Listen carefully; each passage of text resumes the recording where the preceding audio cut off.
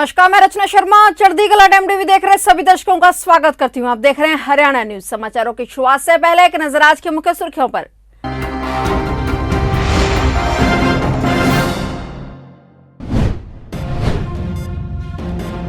मुख्यमंत्री मनोहर लाल ने बुलाई प्रेस कॉन्फ्रेंस, राज्य सरकार की विभिन्न योजनाओं की दी जानकारी।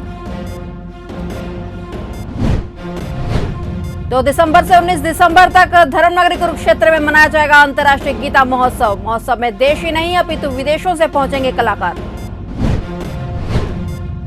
हरियाणा में होंगी अंडर 11 और 14 की स्कूली खेल प्रतियोगिताएं। 1 दिसंबर से बजेगा बिगुल।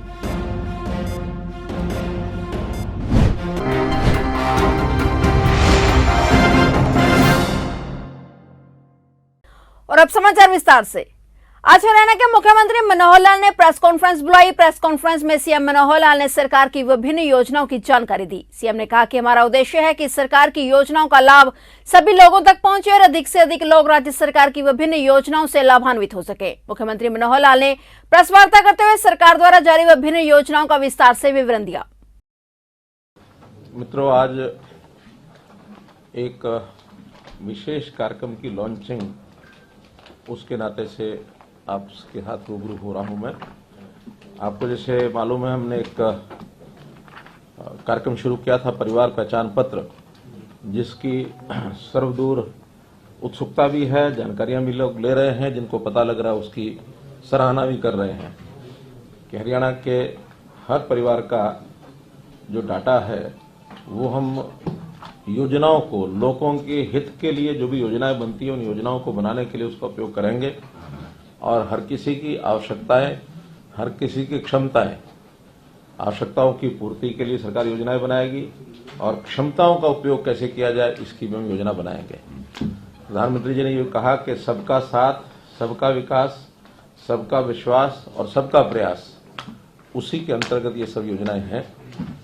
तो अभी जो उसमें एक योजना जो हमने घोषित की है, मुख्यमंत्री अंत्योदय परिवार उत्थान योजना, उसका हेतु ये है कि अपने समाज के जो परिवार कम आय वर्ग के हैं, जिनको हम सामान्यतः भाषा बोलते हैं वो गरीबी रेखा के नीचे हैं, ऐसे परिवारों की आय के साधन कैसे बढ़ाए जाए। क्योंकि नौकरियों के बारे में हमको सबको विदित है कि हर किसी को नौकरी उपलब्ध कराना ये शायद कठिन काम होता है। उसमें जो सिस्टम से आएंगे उनको नौकरी मिलेगी, लेकिन जो रह जाते हैं उनको भी परिवार में कम से कम इतनी आय अवश्य हो जाए कि वो अपना जीवन यापन ठीक से कर सकें। हमने जो सर्वे कराया है उस सर्वे में 50,000 रुपया वार्षिक आय से भी नीचे के परिवार हैं, 1 लाख रुपया वार्षिक आय के भी नीचे के परिवार हैं। अभी 2 ही श्रेणियां हैं जिनको हमने अपने इस टारगेट में लिया है कि 1 लाख रुपए तक की आय के जो परिवार हैं उनको अवसर दिला करके कम से कम उनकी आय डबल हो जाए। 50,000 से नीचे के कोई 38,000 परिवार हैं, उनको 1 लाख तक कैसे पहुंचाया जाए, और 1 लाख से नीचे के हैं उनको 2 लाख तक कैसे पहुंचाया जाए। अर्थात हमारा जो 1,80,000 रुपए का ऑर्बिट है उससे पार किया जाए, बाहर किया जाए। उनको हम बीपीएल ना कह करके उनको उससे ऊपर की लाइन पर ले जाएंगे। तो इसमें विभिन्न बैठकें हमारी हुई हैं, विभागों के साथ जो योजनाएं चल रही हैं उसकी समीक्षा की गई है, कितना लाभ लोग ले रहे हैं। लेकिन ध्यान में आया कि लोग लाभ नहीं ले पा रहे हैं, या तो उनको जानकारी नहीं मिलती या उनको उन योजनाओं को लेने में कठिनाई आती है। ऐसे ही बहुत स्कीम्स ऐसी हैं जो बैंकों से लोन भी लिए जा सकते हैं अपने व्यवसाय को बढ़ाने के लिए, वहां भी कुछ कठिनाइयां उनको आती हैं। तो हमने एक कंबाइंड एफर्ट, चाहे बैंक हैं, चाहे फाइनेंशियल यानी सर्विसेज देने वाले और संस्थान हैं, या हरियाणा की सरकार की स्कीमें हैं, केंद्र सरकार की स्कीमें हैं, या फिर व्यक्ति अपनी योजना से भी कोई नया काम करना चाहता है, उसका अपना अनुभव है, एक्सपीरियंस है, ट्रेनिंग है, कोई भी काम वो करे, उसको कोई रिसोर्सेज की कठिनाई उसको ना आए। तो ऐसा एक सामूहिक प्रयास करने के बाद ऐसे सब लोगों को हम इन्वाइट कर रहे हैं। उनकी सूचियां बन चुकी हैं। लगभग 1 लाख तक के जो परिवार जिनकी आय कम है उसमें हमारे पोर्टल के हिसाब से तो 3.25 लाख परिवार ऐसे हैं, लेकिन हम अभी 1.5 लाख परिवार उनमें से बुला करके और व्यक्तिगत उनका जानकारियां उनसे लेना, उनका इंटरव्यू लेना, कौन सी वो व्यवस्था का यानी योजना का लाभ उठाना चाहते हैं, कोई उनकी अपनी स्कीम है। तो पहले चरण में ये काम हमारा कल 29 तारीख से शुरू हो रहा है। हरियाणा के राज्यपाल तथा चौधरी देवीलाल विश्वविद्यालय सिरसा के कुलाधिपति भंडारू दत्तात्रेय ने कहा कि लोकतंत्र के अंदर मीडिया की महत्वपूर्ण भूमिका होती है। मीडिया सरकार तथा जनता के मध्य कड़ी का कार्य करता है। केंद्र तथा राज्य सरकार की विभिन्न जन कल्याणकारी योजनाओं को जन जन तक पहुंचाने में भी मीडिया का अहम योगदान होता है। ये विचार उन्होंने हरियाणा राजभवन में चौधरी देवीलाल विश्वविद्यालय सिरसा के पत्रकारिता एवं जनसंचार विभाग द्वारा तैयार किए गए Chaudhary Devi Lal university newsletter के पहले अंक का विमोचन करने के उपरांत व्यक्त किए। इस अवसर पर विश्वविद्यालय के कुलपति प्रोफेसर अजमेर सिंह मलिक और न्यूज लेटर के संपादक एवं विश्वविद्यालय के निदेशक जनसंपर्क भी उपस्थित थे। राज्यपाल ने कहा कि नई राष्ट्रीय शिक्षा नीति भी विद्यार्थियों को व्यवहारिक रूप से दक्ष करने पर जोर देती है। इस प्रकार के प्रयोग करके विद्यार्थियों को व्यवहारिक रूप से दक्ष किया जा सकता है। उन्होंने कहा कि रोजगार उन्मुखी पाठ्यक्रम प्रारंभ कर युवाओं के अंदर कौशल को विकसित किया जा सकता है और सशक्त तथा आत्मनिर्भर भारत का निर्माण किया जा सकता है। इस अवसर पर विश्वविद्यालय के कुलपति प्रोफेसर अजमेर सिंह मलिक ने चौधरी देवीलाल विश्वविद्यालय सिरसा में विद्यार्थी हित के लिए उठाई गई अनेक पहलकदमियों के बारे में बताया। धर्मनगरी कुरुक्षेत्र में अंतर्राष्ट्रीय गीता जयंती महोत्सव 2 से 19 दिसंबर तक मनाया जाएगा। इस महोत्सव में देश ही नहीं अपितु विदेशों से पहुंचे कलाकार भी अपने कार्यक्रमों में समा बांधेंगे। कोरोना काल के बाद धर्मनगरी में बड़े आयोजन को सफल बनाने के लिए तैयारी शुरू कर दी गई है और अंतर्राष्ट्रीय महोत्सव को लेकर हर कोई उत्साह से लबरेज है। इस बार महोत्सव आजादी के अमृत महोत्सव थीम पर होगा। इसमें सांस्कृतिक कार्यक्रम और शिल्प व सरस मेला आकर्षण का मुख्य केंद्र होगा। महोत्सव के अंतर्गत गीता कविज ऑनलाइन चल रहा है। यह 8 दिसंबर तक चलेगा और 28 नवंबर को गीता मैराथन, 2 से 19 दिसंबर तक शिल्प व सरस मेला, संध्याकालीन आरती, 9 से 14 दिसंबर को गीता पुस्तक मेला, रंगोली हरियाणा पैवेलियन, आरती स्थल पर भजन संध्या का आयोजन किया जाएगा। हरियाणा के हिसार, रोहतक, कैथल समेत कई शहरों में जाट शिक्षण संस्थानों का निर्माण करवाने वाले सेठ छज्जू राम की आज 156वीं जयंती है। इस जयंती के उपलक्ष्य में जाट कॉलेज हिसार में हवन व सांस्कृतिक कार्यक्रम का आयोजन किया गया। कार्यक्रम का आयोजन भंग हो चुकी जाट एजुकेशन सोसाइटी के पदाधिकारियों द्वारा करवाया गया। इस कार्यक्रम में जसपा नेता अजय सिंह चौटाला व राज्य मंत्री अनूप सिंह धाना को बतौर मुख्य अतिथि बुलाया गया। हालांकि जाट एजुकेशन की नई कमेटी के कई सदस्यों व किसान संगठनों को अजय चौटाला को कार्यक्रम में मुख्य अतिथि बनाए जाने पर ऐतराज जताया। कोरोना के नए वेरिएंट को लेकर स्वास्थ्य विभाग सतर्क हो गया है। हालांकि हरियाणा में अभी तक नए वेरिएंट का कोई भी मामला सामने नहीं आया है, लेकिन प्रदेश सरकार ने एहतियात बरतने के निर्देश दिए हैं। साथ ही टीकाकरण की रफ्तार तेज करने को कहा है। प्रदेश में अभी तक 90% लोगों को पहली और 48% लोगों को दूसरी डोज लग चुकी है। कोरोना की लड़ाई में हरियाणवी पूरी तरह से मजबूत हैं। सितंबर में कराए गए सीरो सर्वे में 76.3% लोगों के शरीर में कोरोना से लड़ने के लिए एंटीबॉडी मिली है। प्रदेश में टीकाकरण की बढ़ती रफ्तार से नए संक्रमितों का ग्राफ लुढ़कर 10 से 20 के बीच में पहुंच चुका है और प्रदेश में अब तक 2,84,00,000 से अधिक डोज लग चुकी हैं, जिनमें से 1,85,00,000 से अधिक पहली और 98,85,000 से अधिक दूसरी डोज शामिल है। दूसरी डोज देने के लिए स्वास्थ्य विभाग की टीमें हर घर दस्तक दे रही हैं। पिछले एक सप्ताह में पहली डोज के मुकाबले रोजाना दूसरी डोज दोगुनी से ज्यादा दी जा रही है। स्वास्थ्य विभाग की ओर से 31 दिसंबर तक 18 वर्ष से ऊपर के सभी लोगों को पहली डोज देने का लक्ष्य रखा गया है। दूसरी डोज की मौजूदा रफ्तार जारी रही तो साल के अंत तक करीब 85% लोग पूरी तरह से सुरक्षा कवच पहन चुके होंगे। हरियाणा में इस साल नवंबर का महीना काफी ठंडा रहा है। आने वाले दिन भी प्रदेश में ठंडे रहने वाले हैं, क्योंकि हवा का परिवर्तन फिर से और ठंड लाने जा रहा है। मौसम वैज्ञानिकों की माने तो हरियाणा में आमतौर पर 1 दिसंबर तक मौसम खुश्क रहने की संभावना है। इस दौरान राज्य में हल्की गति से पश्चिमी व उत्तर पश्चिमी हवा चलने से रात्रि तापमान में हल्की गिरावट होने की संभावना है। इस दौरान दिन के तापमान में हल्की बढ़ोतरी रहने की संभावना है। बता दें कि प्रदेश में पिछले कुछ दिनों से रात्रि और दिन का तापमान गिर रहा था। हाल ही में इसमें बढ़ोतरी दर्ज की गई थी और अब फिर से रात और सुबह का तापमान गिरेगा। तापमान गिरने पर मौसम के साथ साथ प्रदूषण भी अधिक दिन तक रह सकता है।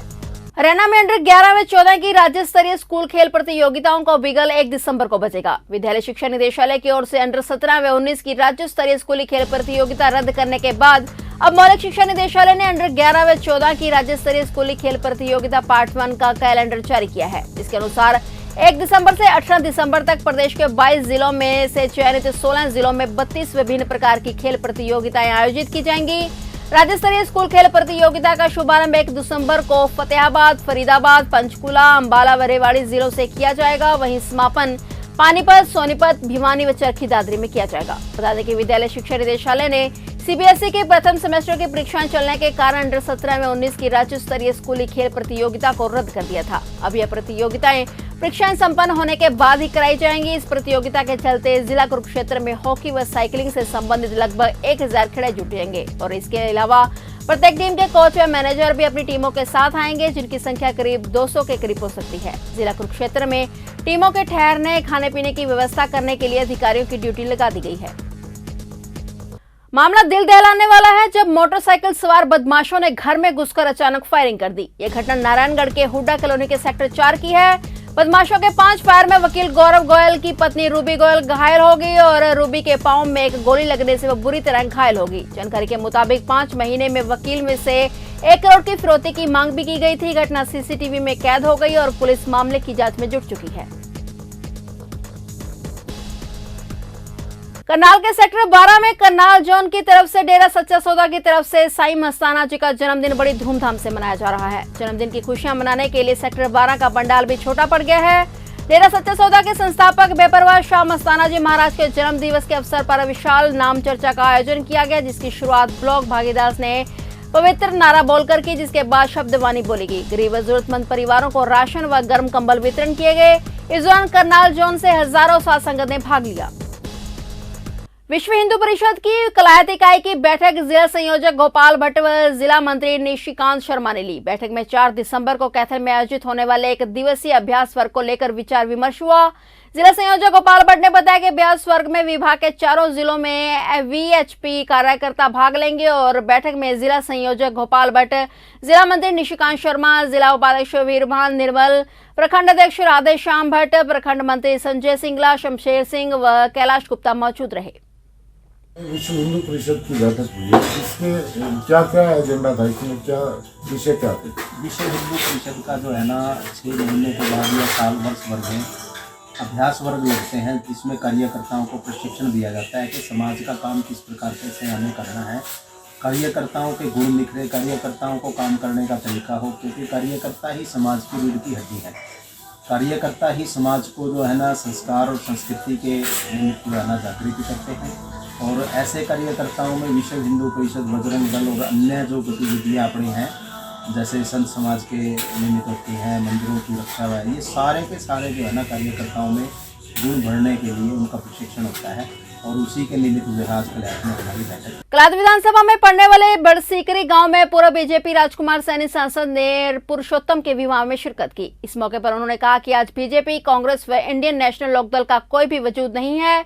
लोगों ने इन पार्टियों से अपना मुंह मोड़ लिया है क्योंकि सत्ता में आते हुए इन्होंने पिछड़ी जातियों के साथ भेदभाव किया है। उन्होंने कहा कि वोट तो पहला फुसलाकर ले लिए जाते हैं, मगर इनकी भलाई के लिए कुछ भी नहीं किया जाता। इस दौरान उन्होंने सभी विपक्षी पार्टियों पर खूब निशाने साधे। कोई कांग्रेस में जा रहा है, कोई बीजेपी में जा रहा है, ऐसा क्यों है? जितने लोग छोड़ के गए सब मिट्टी के भोग खत्म। किसी को भी किसी बड़ी पार्टी ने, वो तो बड़ी पार्टियों ने यूं बहकाए, हम तुम्हारे को एमएलए का टिकट देंगे, हम तुम्हारे को चेयरमैन बनाएंगे। आदमी राजनीति का और पद की लालसा का जो भूखा आदमी होगा वो भाग जाएगा, जो नहीं भूखा होगा वो डटा रहेगा। आखिरी सवाल सैनी साहब है, भविष्य में आपकी पार्टी राजनीति के कद से क्या चुनाव इतना कह सकता हूं मैं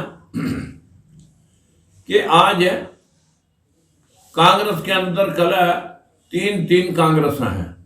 हुड्डा कांग्रेस है, शैलजा और सुरजेवाला कांग्रेस है, एक किरण चौधरी कांग्रेस है। ऐसे ही इनेलो है, 2 इनेलो हैं। ऐसे ही किसान यूनियन की भी अब एक पार्टी बन चुकी है और बीजेपी के अध्यक्ष भी भाई वही लोग हैं और अब आप पार्टी थी उसका भी मुखिया वही वीरेंद्र सिंह को बनाने जा रहे हैं। तो ऐसे में मैं कह सकता हूं कि हमारी पार्टी के सहयोग के बिना, अलायंस के बिना कोई पार्टी अगला 2024 का विधानसभा रण नहीं जीत सकेगी, यह मेरा दावा है। सर, एलएसपी और बीएसपी का समझौता रहा है, बीएसपी भी एससी बीसी आवाज तो उठाती हुई है। अच्छा क्या काम रहा सर आपको? अब वो जो है ना वो मिश्रा जी के शरणागत हो चुकी है और वो मुद्दे को भटक गई है। अब वो जो है ना मुद्दे उठाने से नहीं, मुद्दों के ऊपर अमल करने से पार्टी काउंट होती है। वो कांशीराम वाला मुद्दा था, अब वो नहीं रहा।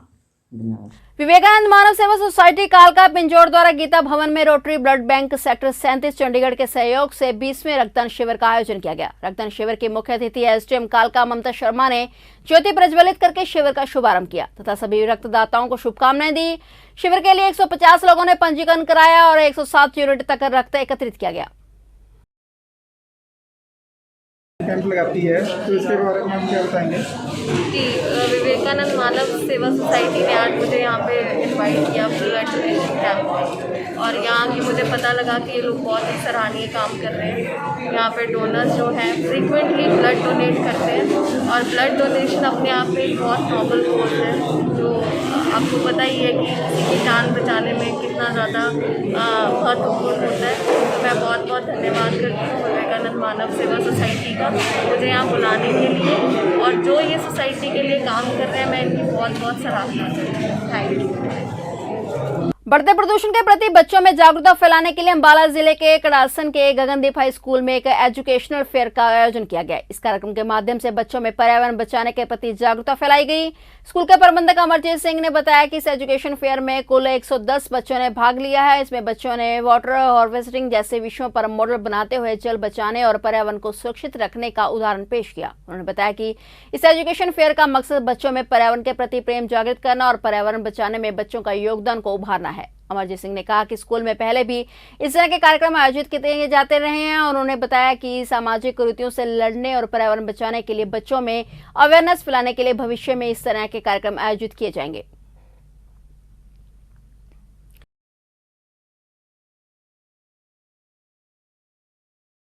फिलहाल हरियाणा न्यूज में इतना ही। तब तक के लिए देखते रहिए चढ़ती कला टाइम टीवी और मुझे दीजिए इजाजत। धन्यवाद।